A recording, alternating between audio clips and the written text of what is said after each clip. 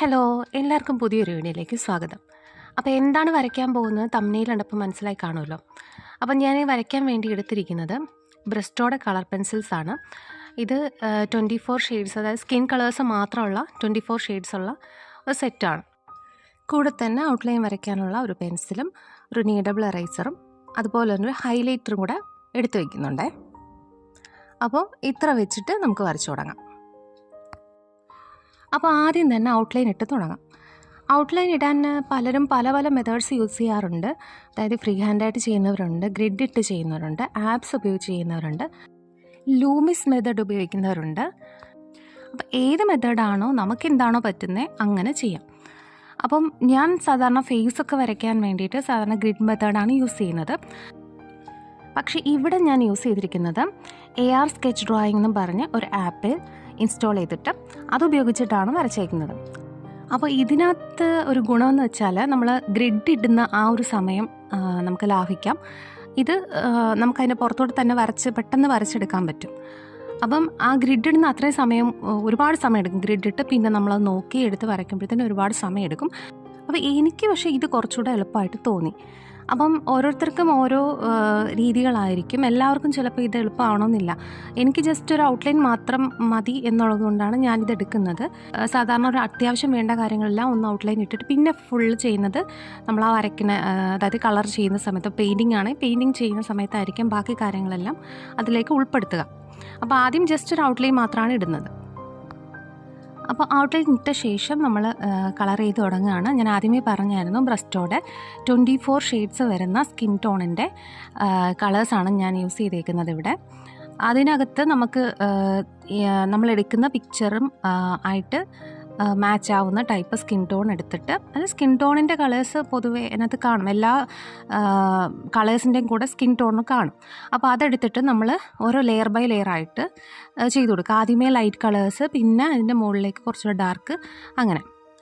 അപ്പോൾ നമ്മൾ എടുക്കുന്ന റെഫറൻസ് ഏതാണോ അതിന് ആ ഒരു പിക്ചർ നമ്മൾ നല്ലപോലെ ഒന്ന് നോക്കണം. അതിനകത്ത് എന്തൊക്കെ കളേഴ്സ് വരുന്നുണ്ട്.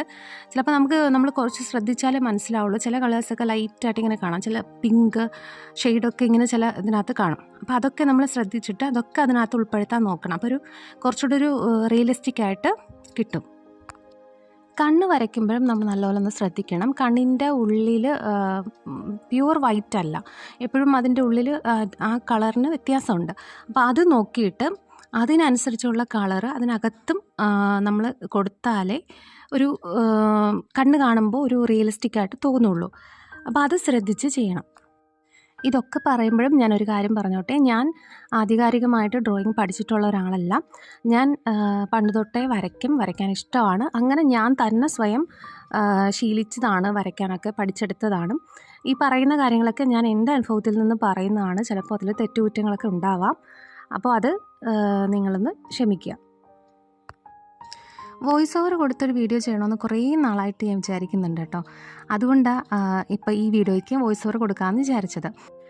മെയിൻ പ്രശ്നം, വോയിസ് ഓവർ കൊടുക്കുമ്പോൾ നിങ്ങൾക്ക് എങ്ങനെ അത് പറഞ്ഞു തരണമെന്ന് എനിക്ക് അറിയത്തില്ല. ഞാനിപ്പോൾ തന്നെ പറഞ്ഞിരുന്നൊക്കെ കറക്റ്റായിട്ട് നിങ്ങൾക്ക് പിടികിട്ടുന്നുണ്ടോ എന്ന് എനിക്കറിയില്ല. മനസ്സിലാവുന്നുണ്ടോ ഇല്ലയോ എന്നുള്ളതൊന്ന് കമൻറ്റ് ബോക്സിൽ പറയണേ. ഓക്കെ, നമ്മൾ കണ്ണാണ് വരച്ചുകൊണ്ടിരുന്നത്. അപ്പോൾ കണ്ണിൻ്റെ അടിഭാഗത്തൊക്കെ ഉള്ള ആ ഒരു ചെറിയ ചുളിവുകൾ, അങ്ങനെയുള്ള കാര്യങ്ങളൊക്കെ നമ്മളൊന്ന് വരയ്ക്കാൻ ശ്രമിച്ചാലാണ് കൂടുതൽ റിയലിസ്റ്റിക് ആയിട്ട് തോന്നുക. അപ്പോൾ അത് അവിടെയും ഈ സ്കിൻ ടോൺ ശ്രദ്ധിക്കണം. ആദ്യം ലൈറ്റ് കളേഴ്സ്, പിന്നെ അതിൻ്റെ പുറത്ത് ലെയറായിട്ട് വേണം ബാക്കി കളേഴ്സ് കൊടുക്കാൻ. ഫേസ് വരയ്ക്കുമ്പോൾ എപ്പോഴും എൻ്റെ ടെൻഷൻ മൂക്കും അതുപോലെ വായുടെ ഭാഗം വരയ്ക്കുമ്പോഴാണ്. എന്തുകൊണ്ടോ ചില സമയങ്ങളെന്നല്ല, മിക്കപ്പോഴും അവിടെ വരയ്ക്കുമ്പോഴാണ് എനിക്ക് ഏറ്റവും ബുദ്ധിമുട്ട് തോന്നുന്നത്. കാരണം അവിടെ കറക്റ്റായിട്ട് വന്നാലാണ് ആ ആളുടെ ഫേസ് കറക്റ്റ് ആവുള്ളൂ. അവിടെ ചെറിയൊരു നമ്മൾ വരയ്ക്കുന്നതിൽ ചെറിയൊരു വ്യത്യാസം വന്നാൽ തന്നെ ഫേസ് തന്നെ മാറിപ്പോവും. വരയ്ക്കുന്ന എല്ലാവർക്കും ആ ഒരു പ്രശ്നം ഉണ്ടോ എന്ന് എനിക്കറിയത്തില്ല. നന്നായിട്ട് വരയ്ക്കുന്ന ഒരുപാട് ആർട്ടിസ്റ്റുകളുണ്ട്, അവർക്കൊക്കെ അത് ഈസി ആയിരിക്കും. പക്ഷേ എന്നെ സംബന്ധിച്ച് എനിക്ക് എപ്പോഴും അതൊരു വെല്ലുവിളിയാണ്. മൂക്ക് എനിക്ക് തോന്നുന്നു പിന്നെയും എനിക്ക് അത്ര പ്രശ്നമില്ല. പക്ഷേ ലിപ്സ് അത് ഇച്ചിരി പാടാണ്. അത് ഓക്കെ ആയി കിട്ടിയാൽ പിന്നെ ബാക്കിയൊന്നും ഒരു വിഷയമല്ല എനിക്ക്. ഞാൻ എങ്ങനെ ആയാലും അത് തീർക്കും. പക്ഷേ ഇത് റെഡി ആവുന്നിടം വരെ ഇങ്ങനെ അതിലെന്തൊക്കെ ചെയ്യാമോ അതെല്ലാം ചെയ്യും. പക്ഷേ അങ്ങനെ ഓവറായിട്ട് നമ്മളതിനകത്ത് പണിയുമ്പോൾ അത് കുളമാവാനും ഒരു സാധ്യതയുണ്ട്. അങ്ങനെ കുളമായിട്ടുമുണ്ട്. ഇവിടെയും ഞാൻ ഇച്ചിരി കുളമാക്കാനൊക്കെ ശ്രമിച്ചിട്ടുണ്ട്. പക്ഷേ എങ്ങനെയൊക്കെയോ അത് റെഡിയാക്കി എടുത്തു. കാണുമ്പോൾ എനിക്ക് തോന്നുന്നു ആക്ട്രസിനെ പോലെയൊക്കെ തന്നെ ഉണ്ടെന്ന് തോന്നുന്നു. ഞാൻ മിക്കപ്പോഴും ചെയ്യുമ്പോൾ ആദ്യം കണ്ണ്, പിന്നെ മൂക്ക്, പിന്നെ വായ, അത് കഴിഞ്ഞിട്ട് ഫേസ് കംപ്ലീറ്റ് ചെയ്തിട്ട് പിന്നാണ് ഹെയർ ചെയ്യുന്നത്. ചില സമയങ്ങളിൽ വല്ലപ്പോഴൊക്കെ ഉള്ളൂ ഞാൻ അല്ലാതെ ഹെയറിൽ നിന്ന് തുടങ്ങാറുള്ളത്. അല്ലെങ്കിൽ മിക്കപ്പോഴും ഫേസ് കംപ്ലീറ്റ് ചെയ്യാതെ ഹെയർ ഞാൻ ചെയ്യാൻ നിൽക്കത്തില്ല. കാരണം ഫേസ് കറക്റ്റായില്ലെങ്കിൽ പിന്നെ നമ്മൾ എന്ത് ചെയ്തിട്ടും കാര്യമില്ലല്ലോ.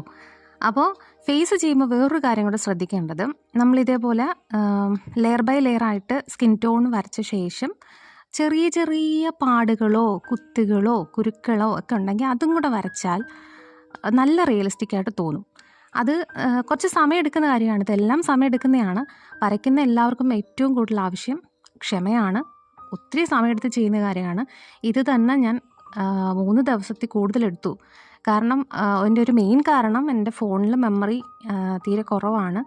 ഇത് ഒരു 1.5-2 മണിക്കൂറാകുമ്പോൾ തന്നെ എൻ്റെ ഇത് വീഡിയോ തന്നെ ഓഫായി പോവും.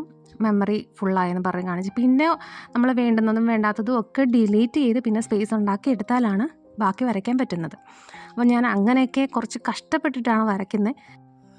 എന്നാലും അതിന് മാത്രം സബ്സ്ക്രൈബേഴ്സോ വ്യൂസോ ഒന്നും എനിക്കില്ല. പക്ഷേ സാരമില്ല, ഞാൻ ചെയ്തുകൊണ്ടിരിക്കും. വരയ്ക്കാൻ ഇഷ്ടമുള്ളവരൊക്കെ കാണട്ടെ അല്ലേ. ഇപ്പോൾ ഈ വീഡിയോ കണ്ടുകൊണ്ടിരിക്കുന്നവർ ഞാൻ വരയ്ക്കുന്നത് ഇഷ്ടപ്പെടുന്നുണ്ടെങ്കിൽ ജസ്റ്റ് ഒരു ലൈക്കെങ്കിലും തരണേ. ആ ഒരു ലൈക്ക് എന്ന് പറയുന്നത് തന്നെ എനിക്ക് വലിയ കാര്യമാണ്. കൂടുതൽ എനിക്കിതുപോലെ വരയ്ക്കാനുള്ളൊരു മോട്ടിവേഷൻ കൂടിയാണത്. അതുകൊണ്ടാണ് പറഞ്ഞത് കേട്ടോ. ചുണ്ടിൻ്റെ കാര്യം ഞാൻ ആദ്യമേ പറഞ്ഞില്ലേ, അതേപോലെ വരച്ചൊരു ചെറുതായിട്ട് കുളമാക്കിയിട്ടുണ്ട്. എങ്കിലും കുഴപ്പമില്ലെന്ന് തോന്നുന്നല്ലേ. അപ്പോൾ പിന്നീട് നമ്മൾ അതൊക്കെ കഴിഞ്ഞിട്ട് പിന്നെ ഹെയറിൻ്റെ കാര്യമാണ്. ഈ ഹെയർ ചെയ്യാൻ തുടങ്ങിയിടം തൊട്ട് എൻ്റെ വീഡിയോ ഓഫായി പോവാണ്. ആദ്യത്തെ ഒരു 10 മിനിറ്റ് കുഴപ്പമില്ല. പിന്നെ അത് കഴിഞ്ഞൊരു 5 മിനിറ്റ് കഴിയുമ്പോൾ വീണ്ടും ഓഫാവും. പിന്നെയും ഞാൻ ഓണാക്കും, വീണ്ടും ഓഫാവും.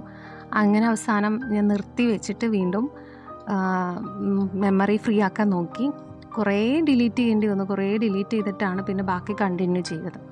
അപ്പം ഈ ഹെയറിൻ്റെ കാര്യം പറയുമ്പോൾ നമ്മൾ ബ്ലാക്ക് മാത്രം ഇട്ട് വെച്ച് ഹെയർ വരച്ചാലുള്ളൊരു പ്രശ്നം, നമ്മൾ ഉദ്ദേശിക്കുന്ന ആ ഒരു കളറ് കിട്ടണമെന്നില്ല. നല്ല ബ്ലാക്ക് കിട്ടണമെന്നുണ്ടെങ്കിൽ കളർ പെൻസിലിൻ്റെ കാര്യമാണ് ഞാൻ പറയുന്നത്. കളർ പെൻസിൽ വെച്ച് ചെയ്യുമ്പോൾ നല്ല ഡാർക്കായിട്ട് കിട്ടണമെന്നുണ്ടെങ്കിൽ നമ്മൾ വേറെ ഏതെങ്കിലും കളേഴ്സ് ആദ്യം കൊടുക്കണം. അതിന് ആദ്യം ചെയ്യേണ്ടതെന്ന് വെച്ചാൽ ഗ്രേ കളർ നമ്മൾ അതിൻ്റെ ഇടയിൽ കൊടുക്കുക. അതിന് ശേഷം നല്ല ഡാർക്ക് ഗ്രീനോ അല്ലെങ്കിൽ ഡാർക്ക് ബ്ലൂവോ പർപ്പിൾ കളറോ ഇങ്ങനെയുള്ള കുറച്ച് ഡാർക്കായിട്ട് വരുന്ന കളേഴ്സ് കൊടുത്തിട്ട് അതിൻ്റെ മുകളിൽ ബ്ലാക്ക് കൊടുക്കുമ്പം നല്ല കളർ കിട്ടും. ഞാനിത് പലരുടെയും വീഡിയോസിൽ കണ്ട് മനസ്സിലാക്കിയിട്ടുള്ളൊരു കാര്യമാണ്. അങ്ങനെയാണ് ഞാൻ അത് ചെയ്ത് നോക്കിയിട്ടുണ്ട്. അപ്പോൾ എനിക്കും അത് നല്ലതായിട്ട് തന്നെയാണ് തോന്നിയത് കേട്ടോ. അപ്പോൾ നല്ല കളർ കിട്ടും. പിന്നൊരു കാര്യമുള്ളത്, ഹൈലൈറ്റ്സ് വരുന്ന സ്ഥലങ്ങളിലൊന്നും നമ്മൾ ഇങ്ങനത്തെ കളേഴ്സ് ഒന്നും അടിച്ചു കൊടുക്കരുത്. ഹൈലൈറ്റ്സ് വരുന്ന ഭാഗങ്ങൾ ഒന്നുകിൽ അങ്ങനെ അങ്ങ് വിട്ടേക്കുക, ആ ഒരു ഭാഗം അങ്ങ് വിടുക. അതല്ല എന്നുണ്ടെങ്കിൽ നമ്മൾ ഈ പറഞ്ഞ പോലെ വൈറ്റ് ജെൽ പെൻ ഉപയോഗിച്ചിട്ട് അത്യാവശ്യം ഹൈലൈറ്റ്സ് ഒക്കെ ചെയ്യാം. പിന്നെ ഒരുപാട് ഹൈലൈറ്റ്സ് ഉള്ളപ്പോൾ നമ്മളത് ആ പേപ്പറിൻ്റെ കളർ തന്നെ വിടുന്നതായിരിക്കും നല്ലത്.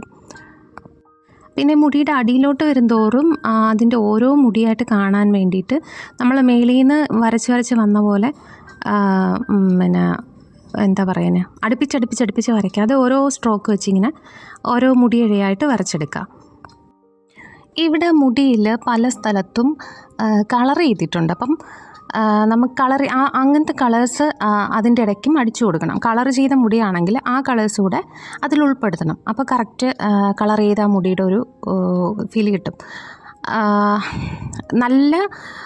നല്ലപോലെ കളർ ചെയ്ത മുടിയാണെങ്കിൽ അതിനനുസരിച്ച് നല്ല ഡാർക്കാക്കി തന്നെ ആ കളർ കൊടുക്കുക. അത് ഹൈലൈറ്റ് ചെയ്യുന്ന രീതി നിൽക്കണം.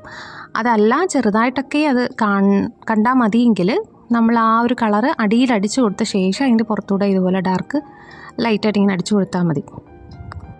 അപ്പോൾ നമ്മൾ ഈ മുടി ഇങ്ങനെ ചെയ്ത് വരുന്നതനുസരിച്ച് മുകളിൽ ആ ഡാർക്ക്നെസ് കുറയുന്ന പോലെ തോന്നും. കാരണം നമ്മൾ അടിയിലോട്ട് വരുമ്പോൾ മുകളിൽ തന്നെ അത്ര ഡാർക്ക് അല്ലാന്ന് തോന്നും. അപ്പോൾ അത് കുറച്ചുകൂടെ ഒന്ന് ഡാർക്ക്. അപ്പം നമ്മൾ മൊത്തം ചെയ്ത് വന്നാലേ അത് അറിയാൻ പറ്റുള്ളൂ.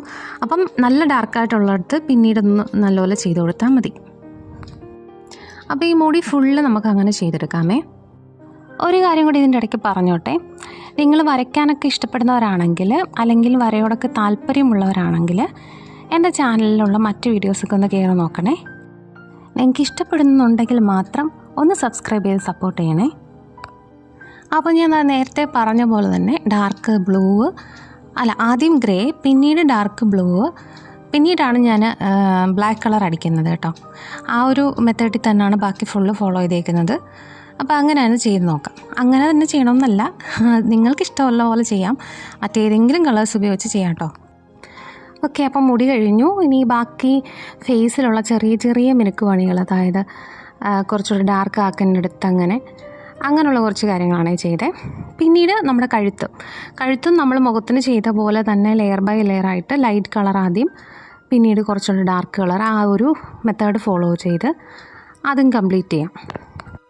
അപ്പോൾ കഴുത്ത് അങ്ങനെ ചെയ്ത ശേഷം പിന്നീട് നമ്മൾ ഡ്രസ്സാണ് ചെയ്യുന്നത്. ഡ്രസ്സ് അതൊരു വൈറ്റ് ഡ്രസ്സ് ആയതുകൊണ്ട് തന്നെ വലുതായിട്ടൊന്നും ചെയ്യാനില്ല. ഒന്ന് ഷെയ്ഡ് ചെയ്ത് മാത്രം കൊടുത്താൽ അത് ലൈറ്റ് കളേഴ്സ് വെച്ചൊന്ന് ഷെയ്ഡ് ചെയ്ത് കൊടുത്താൽ തന്നെ അത് കംപ്ലീറ്റ് ആവും.